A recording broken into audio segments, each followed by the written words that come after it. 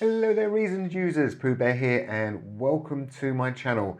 This is a bit of a weird video and it's only going to be of interest to people who are playing around with a bit of LUA files or MIDI codecs and just interested in that side of thing, because there's no meat on the bone is what I refer to it as. It's a fact finding. I actually spent quite a few hours going through working out why I don't need this particular line, which appears in virtually all of Reason's codec files.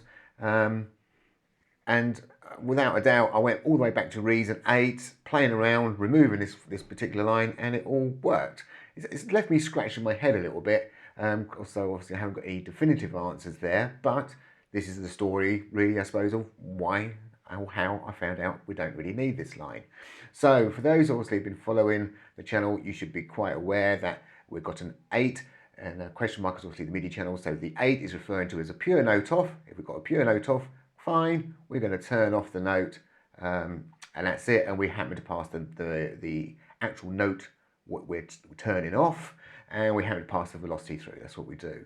Then we have this extra statement which I say appears everywhere, and it made perfect sense to me, because this is saying this is a note on message, but on zero velocity we're going to tell Reason to turn it off, and that's the note we happen to be turning off, and we happen to be passing 64, the velocity of 64. And the only reason I've carried on using this 64 is, again, as I said, if you look at all of the other codec files, this is what they do as standard. So I thought, fine, I just keep mine standard along with theirs. To me, this is totally irrelevant what that number is. 0 would be the preference, or yeah, 0.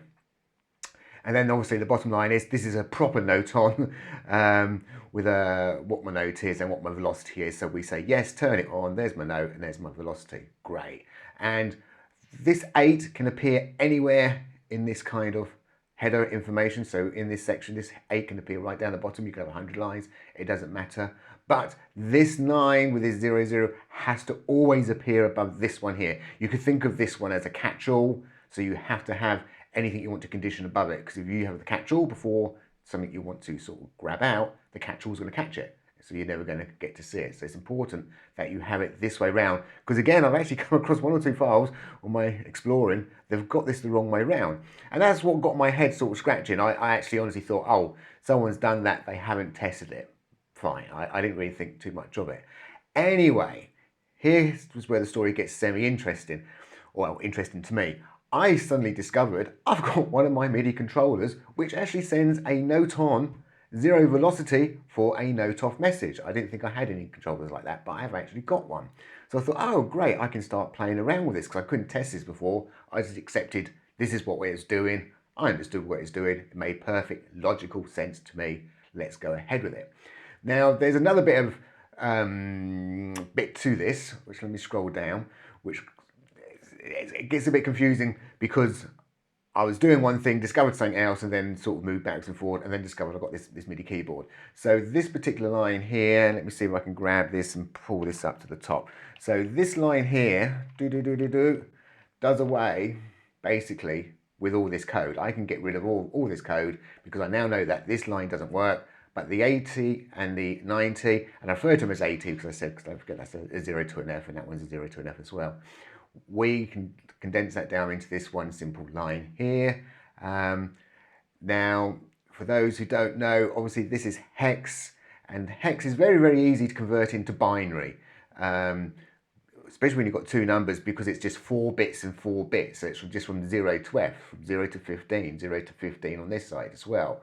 You don't have to worry if there's big numbers, like if I said 92, well, 92 is very straightforward, because it's going to be an 8, 0, 0, and then a 1 to make 9, 8 and 1 make 9, so that's that side. And if it's a 2 on this side, it's going to be a 0, 0, 1, 0, you know, so, and it's that quite straightforward to break down. And that's what this bit of code here is actually doing, is looking at the binary form of this. So it's looking at an 8, 0, 0, and the X. So the X is either going to be 1 or 0. So it's either going to be 8, and if X happens to be 1, or 1 comes down here, that would be 9.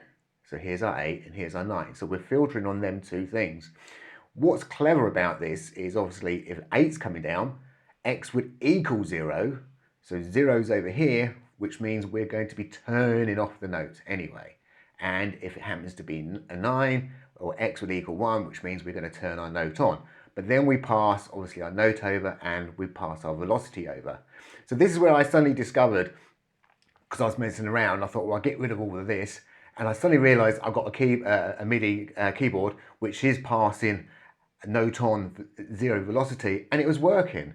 And so this is how come I sort of went around the houses. And, you know, I suddenly had thoughts of, well, why did this start appearing like this? Was it other things? And by the way, this was just a little bit of test code I got down here, which is this bit of code here. The big difference is, I only added it here just to remind me to talk about it. I added this as a 1. So when I did press my, because I wanted to test to make sure I wasn't going totally mad with my keyboard. So when I was pressing my note down, I got a note in Reason. And when I let go, because I said to it 0 velocity, I'm going to say you're actually a note on with 64. Sure enough, it sent another note and it played a note. So I was getting double notes. So note on, played. As soon as I let go of the keyboard, it'll play another note as well.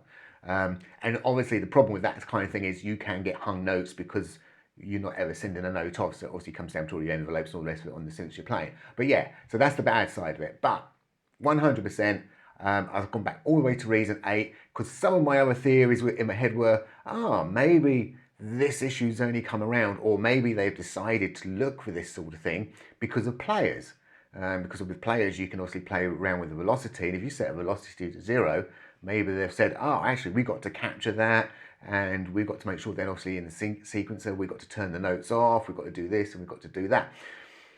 So what I actually did, let's quickly pull up Reason. Here we go. We've got something very simple here. And I double checked this also with Delta as well. So we've got this player device here where I'm setting the velocity to 0. Brilliant. It's going to come out of this player, should come into this player, and then I'm going to set the velocity to 100, and then it's actually going to play the complex one. And if you notice, we are going to get some MIDI data, and you're going to see it sort of flash up to say, yes, we're receiving stuff. But, he says, there you go. But notice, it's picked up the note. We set it to 0. It's even, you know, so if I change my notes, you can see it's changed my notes, and it's sending out 0 velocity. The next player in line is not receiving anything at all. So Reason must obviously pick that data up. As I said, I've tried it with Delta as well. It's not just this player. So obviously they're picking it up in the background, and they're obviously saying, if it's a 0 note, they must be doing something with it. So they've decided they've got to either say it's a note off, which is a possibility, especially if we've got sequencer. You know, it's quite complex stuff. This going on in the background. Is a note on, is a note off, is it not off, and is it on, and you get hung notes, and you get all sorts of other sort of issues. So for belt and braces, they probably said, let's just sort of turn it off. That's just sort of a funny, that's how my brain went off on a tangent for players. That's how my brain works. It's like, hang on, why am I getting this note off, or why is my note off actually turning off and I haven't got anything to say to turn it off? That's the basics of this particular file at the moment. Using just this one line, I'm saying, hey, here's my note on. When I release, it's sending a note on, but with 0 velocity. So the 0 velocity internally now is having an effect, and we can actually get rid of all them sort of lines. So I can just end up with a couple of lines.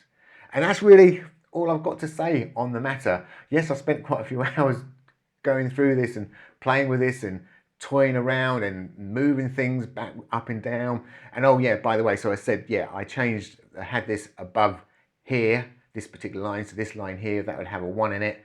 And yes, it would absolutely do the double note, like I said. And if you took this line and placed it below it, sure enough, it would just push the one note on. And when I released it, it released the note. It never got down to that line, as I said, because that's like your catch-all. So I just wanted to prove that. As I say, only because I saw a file and a couple of files actually where they had things reversed. And I thought, no, it doesn't. Must not my understanding. It doesn't work like that. I need to prove it.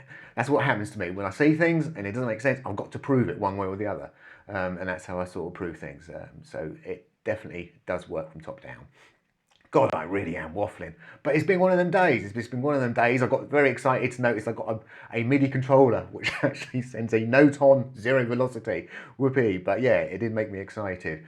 But anyway, my next video is, I'm actually going to do a very, small video. I'm actually going to do a video on, obviously, LUA. That's to do with the LUA codec, the LUA, and how that all sort of hangs together. It's probably all going to be done in one video because a lot of the stuff we've actually done, it kind of translates very nicely into the LUA world. It's just obviously slightly different formatting of how you really do it, but it does really transfer over. And as for something like the remote map, the remote map I wrote here from my MidiCodec, I could copy straight over and use that in the Lua world. I didn't have to make any changes at all for that to work. So anyway, hopefully I'll see you on the next video. Thank you for watching, and bye for now.